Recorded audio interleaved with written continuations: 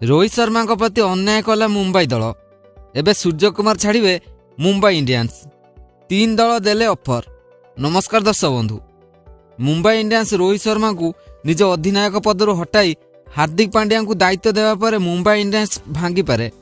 ବହୁତ ଖେଳାଳି ମୁମ୍ବାଇର ଏହି ନିଷ୍ପତ୍ତିକୁ ନେଇ ନିଜର ଅନିଚ୍ଛା ପ୍ରକାଶ କରିଛନ୍ତି। ଆଉ ଏବେ ସୂର୍ଯ୍ୟକୁମାର ଯାଦବ ଓ ଯଶପ୍ରୀତ ବୁମରାଙ୍କ ପରି ଖେଳାଳି ମୁମ୍ବାଇ ଛାଡ଼ିବେ ବୋଲି ନିଷ୍ପତ୍ତି ନେଇଛନ୍ତି।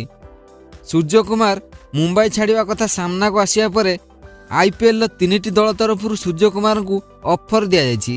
ତେବେ ସୂର୍ଯ୍ୟକୁମାରଙ୍କୁ ନିଜ ଦଳରେ ସାମିଲ କରିବାକୁ ଅଫର ଦେଇଥିବା ସେହି 3 ଦଳ କିଏ ତାହା ତ ଜାଣିବା, କିନ୍ତୁ ଏହା ପୂର୍ବରୁ ଆପଣ ଯଦି ସୂର୍ଯ୍ୟକୁମାର ଯାଦବଙ୍କୁ ହୃଦୟରୁ ଭଲ ପାଉଥିବେ ତାହେଲେ ଦୟାକରି ଭିଡ଼ିଓକୁ ଲାଇକ୍ କରିଦିଅନ୍ତୁ ଏବଂ ସୂର୍ଯ୍ୟକୁମାର ଯାଦବ ଓ ରୋହିତ ଶର୍ମା କେଉଁ ଦଳ ପାଇଁ ଖେଳିବା ଉଚିତ ଦୟାକରି ନିଜର ମତାମତ କମେଣ୍ଟ କରି ଜଣାନ୍ତୁ। ତେବେ ଆସନ୍ତୁ ଜାଣିବା ସମ୍ପୂର୍ଣ୍ଣ ଖବର। ଦର୍ଶକ ବନ୍ଧୁ, ରୋହିତ ଶର୍ମାଙ୍କୁ ମୁମ୍ବାଇ ଇଣ୍ଡିଆନ୍ସ ନିଜ ଦଳର ଅଧିନାୟକ ପଦରୁ ହଟାଇ ହାର୍ଦ୍ଦିକ ପାଣ୍ଡ୍ୟାଙ୍କୁ ଅଧିନାୟକ ଦାୟିତ୍ୱ ଦେବା ପରେ ମୁମ୍ବାଇର ପ୍ରଶଂସକମାନଙ୍କ ମଧ୍ୟରେ ନିରାଶା ଖେଳିଯାଇଛି। ଦଳର ଏହି ନିଷ୍ପତ୍ତିକୁ ସବୁ ସମର୍ଥକମାନେ ସହଜରେ ଗ୍ରହଣ କରିପାରିନାହାନ୍ତି, ଯାହା ଦେଖାଦେଇଥିଲା ଯେ ମୁମ୍ବାଇର ଏହି ନିଷ୍ପତ୍ତିରେ ତାର ଇନଷ୍ଟାଗ୍ରାମ ଫଲୋଅର ସଂଖ୍ୟା ପାଖାପାଖି 1 ମିଲିୟନ ହ୍ରାସ ହୋଇଛି। ଏହା ସହିତ ମୁମ୍ବାଇର ଖେଳାଳିମାନେ ମଧ୍ୟ ଏହି ନିଷ୍ପତ୍ତିରେ ନିଜର ଅନିଚ୍ଛା ପ୍ରକାଶ ମଧ୍ୟ କରିଛନ୍ତି। ସୂର୍ଯ୍ୟକୁମାର ଯାଦବ ଓ ଯଶପ୍ରୀତ ବୁମରା ମୁମ୍ବାଇର ଏହି ନିଷ୍ପତ୍ତି ପରେ ଦଳ ଛାଡ଼ିବାକୁ ନିଷ୍ପତ୍ତି ନେଇଛନ୍ତି। ତେବେ ସୂର୍ଯ୍ୟକୁମାର ଯାଦବ ରୋହିତ ଶର୍ମାଙ୍କୁ ଅଧିନାୟକ ପଦରୁ ହଟାଇବା ପରେ ଏକ ହାର୍ଟ ବ୍ରେକ୍ ଇମୋଜି ପୋଷ୍ଟ କରିଥିଲେ, ଯାହା ବହୁତ ଭାଇରାଲ ହେଉଛି ଏବଂ ସେ ମୁମ୍ବାଇ ଛାଡ଼ିବେ ବୋଲି ଏହି ପୋଷ୍ଟ ବହୁତ ସଂକେତ ଦେଇଥିଲା।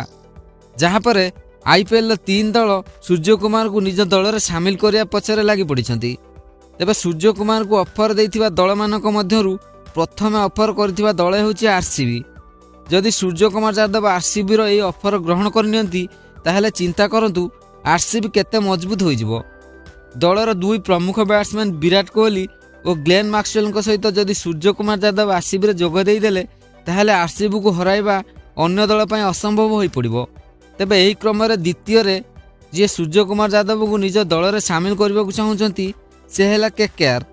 ପୂର୍ବରୁ ସୂର୍ଯ୍ୟକୁମାର ଯାଦବ ଯେତେବେଳେ ନୂଆ IPL ଖେଳୁଥିଲେ ସେତେବେଳେ ସେ KKR ତରଫରୁ ଖେଳୁଥିଲେ।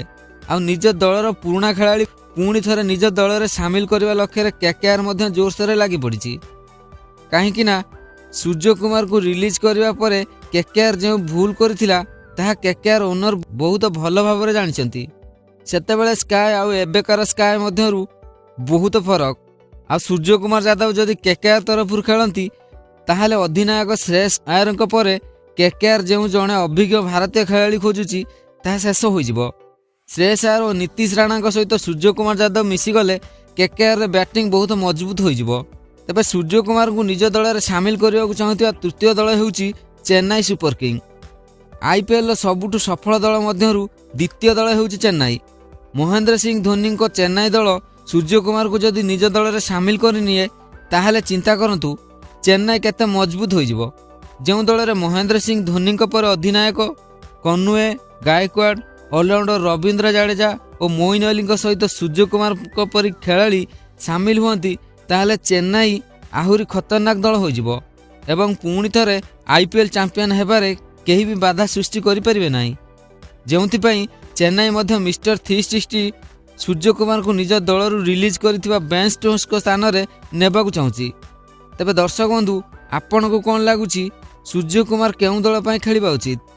କେଉଁ ଦଳ ତାଙ୍କୁ ନିଜ ଦଳରେ ସାମିଲ କରିପାରିବ? ନିଜର ମତାମତ କମେଣ୍ଟ କରି ଜଣାନ୍ତୁ।